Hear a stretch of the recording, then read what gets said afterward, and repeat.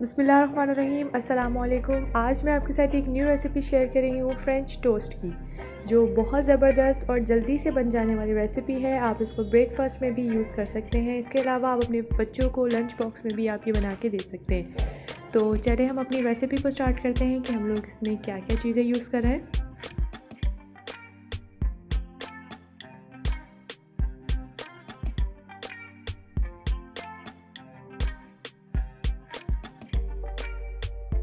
First ingredient है हमारा egg. हम यहाँ पर 2 एग यूज़ कर रहे हैं।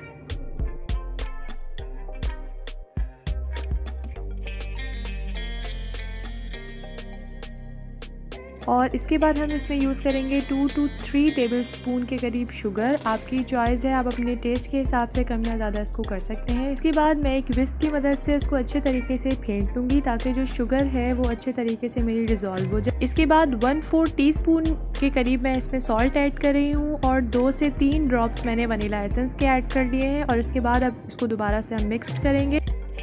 अब मैं इसमें 1 कप के करीब मिल्क ऐड कर रही हूँ। आप चाहें तो इसमें हाफ़ कप मिल्क भी ऐड कर सकते हैं। मैंने यहाँ पर 1 कप मिल्क इसलिए ऐड किया है ताकि जो मेरी ब्रेड का स्लाइस है वो थोड़ा सॉफ्ट उसका टेक्सचर हो।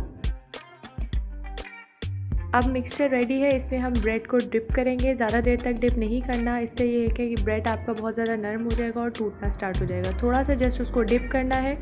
फिर आप एक पैन में बटर, ऑयल या घी, इन तीनों में से कुछ भी यूज़ कर सकते हैं। 1 टेबलस्पून आप घी, बटर या ऑयल इसमें ऐड करें पैन में। मीडियम टू लो फ्लेम पर आप एक साइड को पहले स्लाइस को थोड़े अच्छे तरीके से कुक करें और जब आपको लगे कि कलर जो है अच्छा सा चेंज हो गया है, गोल्डन ब्राउन सा हो गया है, तो आप उसको साइड को चेंज कर दें।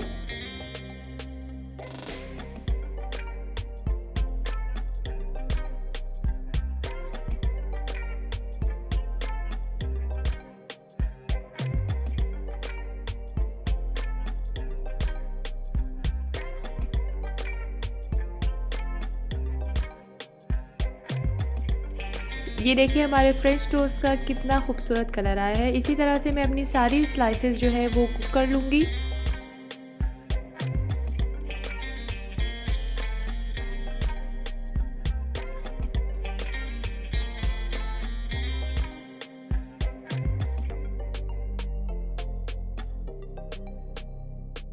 जी, तो हमारी रेसिपी की तैयार है। अगर आपको मेरी रेसिपीज़ पसंद आई हो तो आप मेरे चैनल को सब्सक्राइब करें, अपने फ्रेंड्स के साथ शेयर करें और कमेंट में ज़रूर बताएं कि आपको मेरी रेसिपीज़ कैसी लग रही हैं।